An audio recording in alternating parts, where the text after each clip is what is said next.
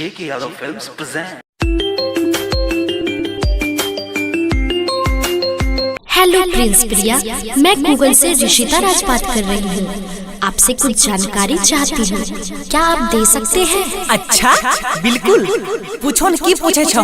मेरा पहला सवाल है, आपकी कितनी गर्लफ्रेंड्स हैं? हे राजू भैया, रे बिक्कू, ए छोटू, हे नहीं तक ई गर्लफ्रेंड के कहा कहै छे रे? ओहो, गर्लफ्रेंड नहीं गर्लफ्रेंड, एकर मतलब माल। अच्छा मालवा करे तई न कहीं। अच्छा मैडम, हमारा 3 गो माल छे।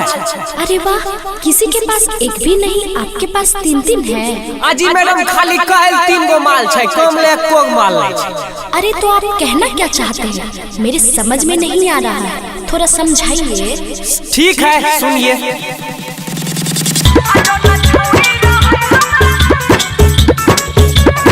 ऑर्केस्ट्रा बजा। DJ Kanchan Raj, Hajipur Vaishali. Singing by Prince Priya. ये गोता पागल छै थोरे थोरे, ये गोता भाग गेलै दोसरा के जोरे। ओह माय गॉड, ये गोता पागल छै थोरे थोरे, ये गोता भाग गेलै दोसरा के जोरे। मैडम देखिए गो छौरी हमरा दिल में। अच्छा तो क्या हुआ? एक लड़की आपके दिल में है ना, उसी से प्यार कर लीजिए। मैडम पहले सुनिएगा तब न।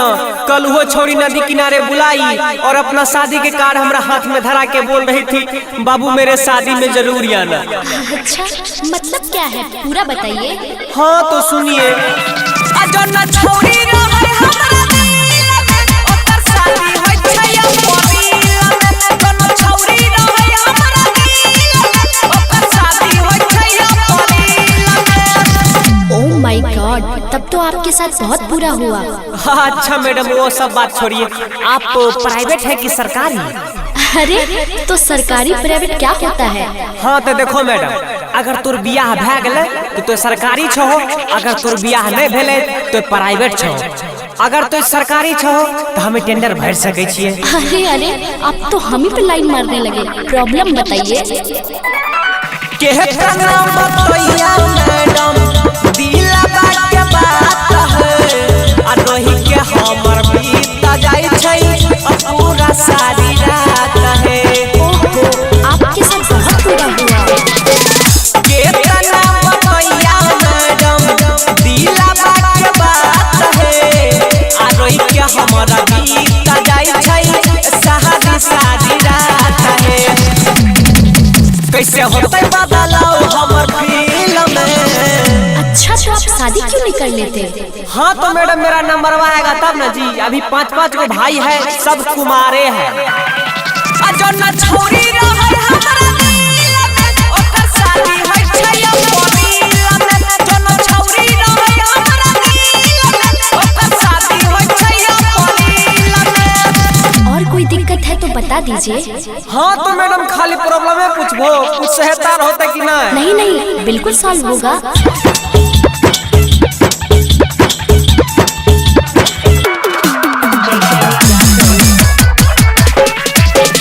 DJ Kanchan Raj, Hajipur Vaishali. Singing by Prince Priya.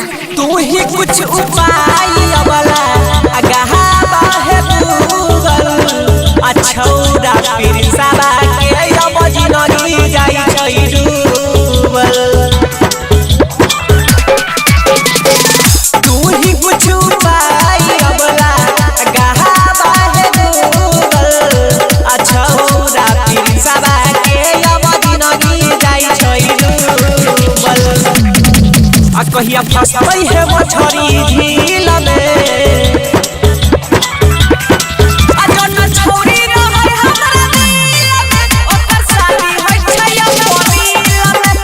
छोरी रहे हमरा दिल में, ओकर शादी होय छै अपनी में। अच्छा तो मेरा आखिरी सवाल है, आपका पर्सनल नंबर कौन सा है? यही वाला है मैडम, जिससे हम दोनों बतिया रहे हैं। ओके, मैं अपने पर्सनल नंबर से शाम को कॉल करती हूँ। ओके बाय बाय। देखी बिकू, ई छोरी पैट गेले रे। J.K. Yadav Films